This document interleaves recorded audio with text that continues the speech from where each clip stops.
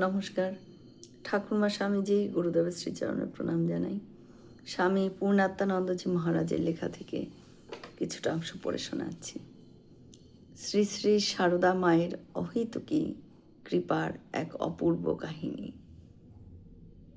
স্কুলের পড়া শেষ করে কলকাতায় সুরেন্দ্রনাথ কলেজে ভর্তি হলাম এবং সেখানে মেসে থাকতাম। পড়াশোনার পাশাপাশি আমরা কয়েকজন সহপাঠী স্বামীজির আদর্শে সেবা কাজ করতাম। ওই সময় যক্ষ্মা আর কলেরা রোগী মারা গেলে দাহ করবার জন্য লোক পাওয়া যেত না। একদিন নিমতলা ঘাটে এক যক্ষ্মা রোগীর সৎকার করে গঙ্গা স্নান করে ভিজে কাপড়ে রাত 2টো নাগাদ আমরা মেসে ফিরছি। অন্ধকার রাস্তায় কোনো লোকজনই নেই বিশেষ।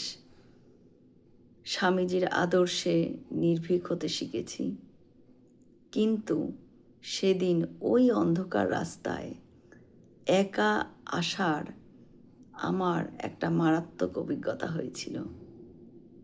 হঠাৎই কেন জানি না আমার ভীষণই ভয় করছিল। হঠাৎ মনে হলো পেছন পেছন যেন কে আসছে আমার, এবং আমি পিছন ফিরেও দেখি যে সাদা কাপড় পরা এক মহিলা আমার পেছন পেছন আসছেন। আমি ভীষণইভাবে ভয় পেয়ে গেলাম। মহিলাটির মাথাটি আবার ঘোমটায় ঢাকা। এত রাত্রে এই নির্জনে মহিলা কোথায় যাচ্ছেন ইনি? মনের মধ্যে কেমন একটা আতঙ্ক ভাব হলো, ভয় লাগলো। দ্রুত পা চালালাম আমি। বেলুড় মঠে যাতায়াত ছিল, সেই সূত্রে জানলাম মা সাক্ষাৎ জগৎজননী।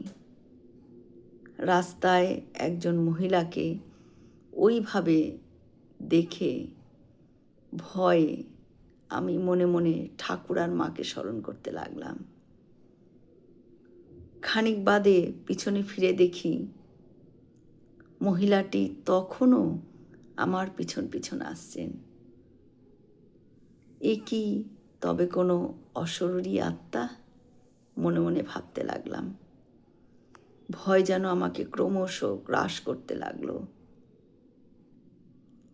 এরপর আমি সর্বশক্তি দিয়ে দৌড়তে লাগলাম আর জোরে জোরে উচ্চারণ করতে লাগলাম, জয় ঠাকুর, জয় মা। শেষ পর্যন্ত মেজবাড়ির সামনে এসে সভয়ে পেছন ঘুরে দেখলাম যে মহিলাটিকে আর দেখা যাচ্ছে না। মনে মনে আমি ভাবলাম, কে ইনি? কেনই বা আমার পেছন পেছন শ্মশান থেকে এতটা পথ আমার সাথে এলেন? যাই হোক, ভিজে কাপড় ছেড়ে শুকনো কাপড় পরে আমি ঘুমিয়েও পড়লাম। তখন স্বপ্নে দেখলাম ঘুমের মধ্যে এক জ্যোতির্ময়ী মাতৃমূর্তি আমাকে বলছেন,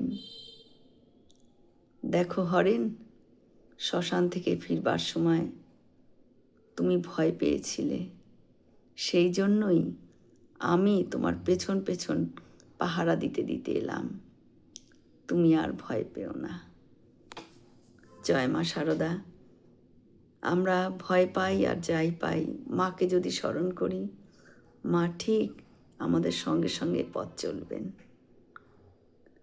আমরা সকলে মিলে একসাথে বলি, জয় মহামাই কি জয়, জয় ভগবান শ্রী শ্রী রামকৃষ্ণ দেব কি জয়, জয় স্বামীজি মহারাজজি কি জয়।